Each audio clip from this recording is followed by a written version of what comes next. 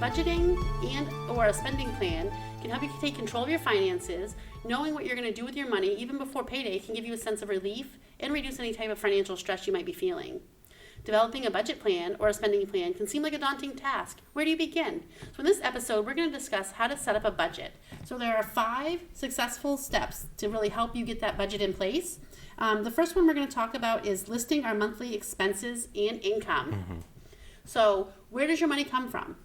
There's a lot of different places, whether it is your job, maybe some rental income, maybe you have some taxes that you get back, maybe you have a second job, retirement, a pension. Anytime you get money in, even if it's the $10 from your grandma on your birthday that month, it needs to be included in your budget because you're going to do something with that money, right, Brett? And Carrielyn, when people are trying to figure out their budget, should they be using gross or net income for that? Definitely the net income, because that's the money that you're actually spending. The money that you get deposited into your account is really the money you should be budgeting with because that's what you really have to spend. Exactly. So first, we have our fixed expenses. So those are the expenses that we have to pay every month at the same time, and the amount doesn't change. So we're talking like your car loan or your rent or mortgage. Once you get all those fixed expenses listed out, then you kind of move on to your flexible expenses. So again, these are expenses that you have to pay every month, but the amount changes. So your groceries, your gas, your light bill, your water and sewer bill, anything that you pay that changes, even your cell phone or cable bill, because if you were to rent a movie or put money on an app, that's going to change your bill. So that's why it kind of goes into those flexible expenses. And we really have a lot of those. And then, of course, we have the periodic expenses where you don't pay them every month, but you probably should be budgeting from them every month. Again, your water and sewer bill, if those come every 3 months. Your car registration, holidays, birthdays. For me, my AAA, I never can remember when it's due. And actually, it just came due the 1st of December. And the money was deducted out of my checking account. And I was like, oh, I completely forgot that was coming out. I got smart because this is something that's a new expense for me. So now I have it set in my calendar to go off every year around Thanksgiving time to let me know as a reminder that that expense is coming up. Yeah. But I'm going to do a better job of making sure I budget for that every month too. So I'm not worried about, oh man, they just took $200 out of my account and I wasn't expecting that. Yes. And then not only once we get our expenses listed out, we need to really figure out how much we're spending on those expenses. If you go to your favorite coffee shop every day and you spend $3 a day, Brett, how much do you think that is in a year? Oh boy, I can't do the math on top of my head. No? So you're close to $1,100 a year. Wow. Yep. For a $3 coffee every day. So sometimes when people tell me they have a hard time saving, we look at these extra added expenses and I'm always saying, definitely if that's your treat for yourself, don't cut it out. But at the same time, maybe cut it back. I'm always like, don't cut it out, completely, but maybe cut back. So that might be if you can go once a week. Or maybe you make it great all week and on Friday, it's the end of the week and you're just like, okay, I need that coffee, or I need, we're going to order lunch out. Because if you spend $15 a day, that's $75 a week on lunch, that's $300 a month. That's a lot of money for lunch. No, adding up all those little things, especially if you, like you said, if you're cutting back on those little things and you have, a bunch of them or something like that, like you said, the savings is just going to add up. And sometimes people will even say, I can't save. So even if you cut back and that's something that you were spending money on, take that money, that $3 a day, and put it into your savings account. Yep. So you might not have $1,100, but if you're only spending $3 once a week, you're really going to see your savings add up if you're putting that extra money there. There are different ways to track your expenses. So we're talking like online banking. I don't know about you, Brett, but I am religiously checking my online banking, to kind of just keep track of my expenses and see what's going through. Mobile banking is the best thing. I check it every single day and you can see, pretty much real time, everything coming out of your account, what the balances are, if there's anything pending, you see all that kind of stuff. So much more convenient for me than balancing a checkbook each month. Well, let's face it, who really balances a check register? My mom. Your mom? Yes. I will tell you though, if I get swipe happy with my debit card, I will go back to a check register because it helps me keep myself in check. Yeah. More so because I'm lazy. Because if I know that I have to stop and write something in a checkbook register, I'm less likely to pull my debit card out. Right. So sometimes it's just as simple as that. There are apps out there that are free, some you can pay for, that can help you kind of monitor your expenses. Computer programs. I have friends that set up a complete Excel program so they know exactly what they need to budget for each month. They know exactly what's in their accounts. They kind of hook it all up that way. I'm not that tech savvy at all. We talked about the checkbook ledger. That's a great way to really, write down what you're spending your money on. Yep. A lot of people sometimes will use the envelope system. Yep. That's an old one as well, but it's really a good one. It really helps you, maybe pay cash. If you're not a cash person, I'm really not a cash person. Brett's probably not a cash guy. Yep, debit card. All the way. But, you can set up different accounts to kind of help you manage that money and help you make sure that you have the money available to spend on certain items. So if you put $300 in, an account just for groceries, when you're done spending the $300, you're done for that month, or for that week, rather. An account book, just writing down what you're spending. So I guess that would be my first step in really setting up a budget, is keeping just a running tally of what you're spending your money on. So every time you spend money, you're going to write it down and how much you spend. That way at the end of the month, when you're really looking maybe at that next month's budget, because now you've got a good picture written down of what you're spending your money on, you can really tell where your expenses are going, where your money is going. You might not think, $3 a day at your favorite coffee shop is good. That's not bad. It's $3 a day. But in reality, at $1,100 a year, that's a big chunk of change. Yep. And if you haven't budgeted before, perhaps you get in there and then you see you have 5 subscriptions to various streaming services and stuff like that. And do you really watch HBO Max that often? So, you might be able to make cuts from there just by stuff you didn't even necessarily realize you were paying out.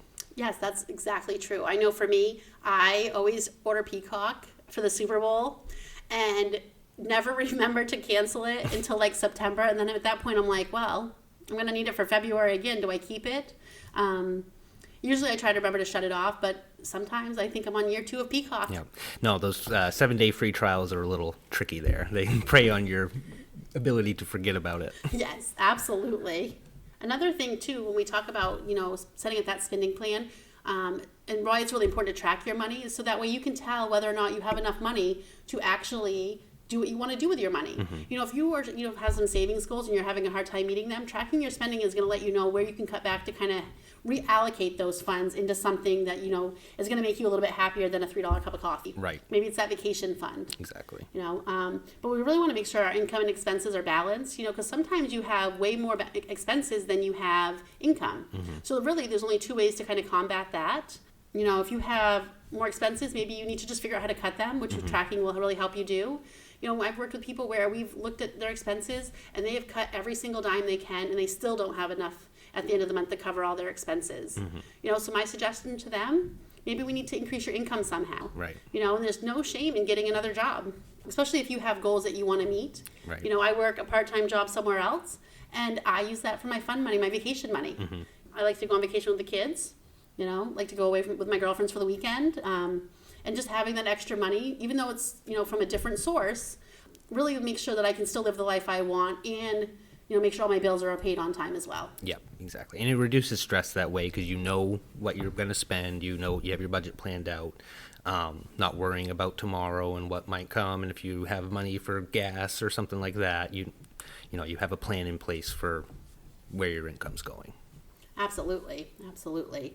When we talk about making sure that all our budget and our income all kind of align. If you happen to have a month where you're super short and you have to make up for it next month, you're going to have that budget and you're going to know exactly where you need to cut to kind of make sure those funds are going to be allocated where they really need to be. It's really hard if you're like, I have a miscellaneous category where if it doesn't fit in anything else, I just kind of throw it in there. Really, anything you spend your money on should be aligned in your budget, because if you have to cut, you need to know exactly what you're cutting from. So if your budget has a miscellaneous line and you have to cut $1,000, can you really cut from that? Probably not, because you don't know what's really in there. For me, that could be my vacation fund. That could be, my kids' sports. It could be your band equipment, Brett. Right. But you don't really know what you're cutting unless it's all a complete line. So as you do your budget, especially if you share, income with somebody else or somebody else's income is going to be budgeted in, it's really a good idea to sit down and have those conversations together so everybody's on the same page. I know at my house, I pay the bills at the first of every month is how my budget kind of works.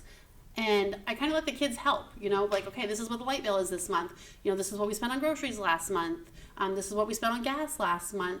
Maybe we need to kind of maybe cut back on our gas a little bit, because gas is a little more expensive, so maybe we can't make 15 trips to Walmart. Yep. Really trying to get everything done in one trip to kind of save those things.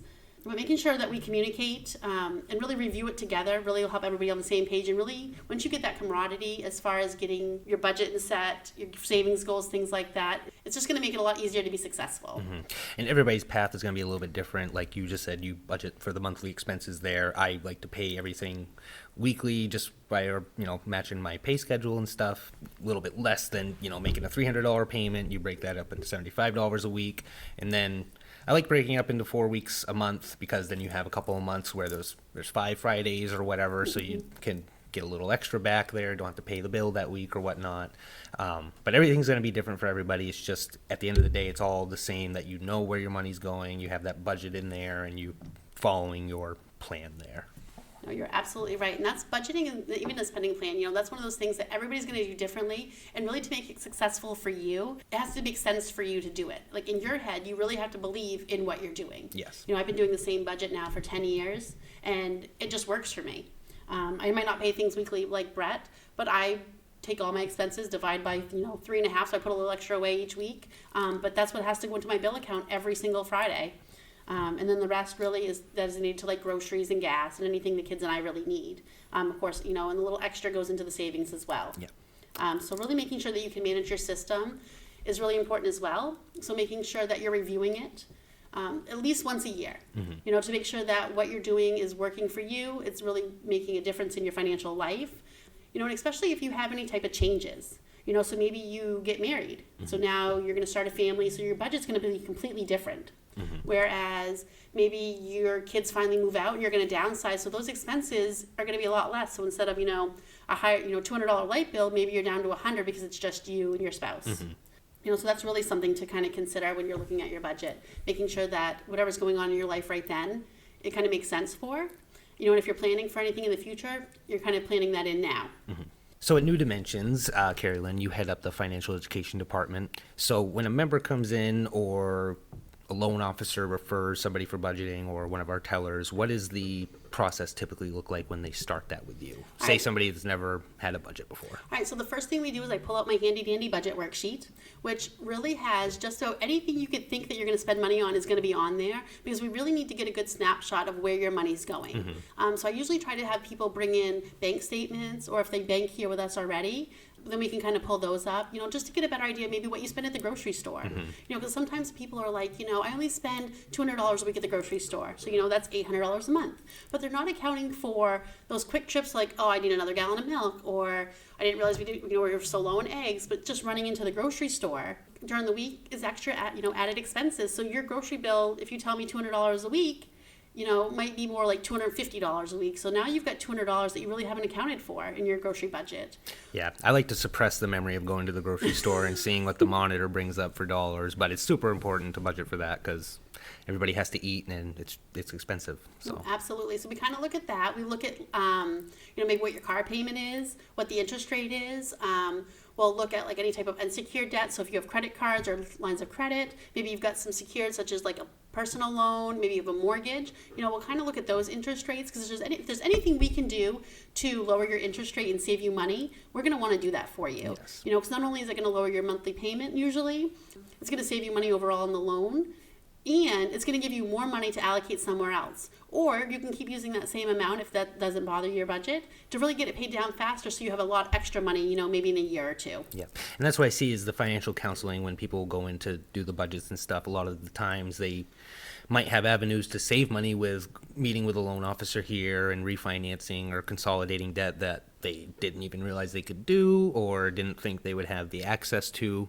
And sometimes maybe they don't have the access to it right then, but when they meet with you to do the budgeting and get that part of their income and all that expenses in track, it puts them in a better position where we may be able to help them down the line, or we may be able to help them right then. Absolutely, absolutely. Our goal really is to help educate people while trying to save them money at the same time. So if there's, like I said, if there's anything that we can do on our side, to really help you in your financial future, we want to do that. We're here to help. And I've never been in a financial institution where that was the main goal, or at least, in the financial education department, that's my main goal. I know there's not a lot of departments like mine, and I'm really grateful to be in the one I'm in. Yes. So after members meet with you, Carrielyn, and do the budgeting, Yeah. and they leave your office, what does the follow-up with them look like? Obviously, they take the next month or so and try to see if they meet their budget and everything, but they Yep. come back, and how does that often look? So, they can definitely come back and see me. Sometimes it's just an email, a follow-up saying, hey, how'd your budget work? What kind of tweaks did you have to make? A lot of them are looking for ways to cut down their expenses, especially now. Maybe consolidate a couple of credit cards, and save some money that way. So really, if there's any other additional need, an email, I usually send a follow-up phone call. Hey, how'd your budget work out for you? What kind of tweaks did you make? What are you finding? Do you want to come back in and sit down and go over everything? Sometimes we can do like a Zoom call through like our GoToMeetings platform. So that way you don't maybe have to come into the office, but we can still see each other, because I think that personalization piece is a lot better than just over the phone. Yeah. Once we get to a spot where, your budget's doing good, maybe we'll, every couple months, but I have somebody who comes in every month and we look at the checkbook together. You make sure that they're balancing their checkbook regularly, making sure they're doing the math correctly. Really any type of financial education somebody needs, or any type of financial help like that, I'm more than willing to sit down and, I have people come to me that are like, I can't find $150 in my checkbook. I don't know where it is. And I'll go through their whole checkbook. And sometimes it takes me 2 days to really see where that went, just to kind of get them so they understand where things are. And usually it's just they missed something. But really just making sure that they're getting the support they need, whether they want to come into the office, they want a phone call, an email.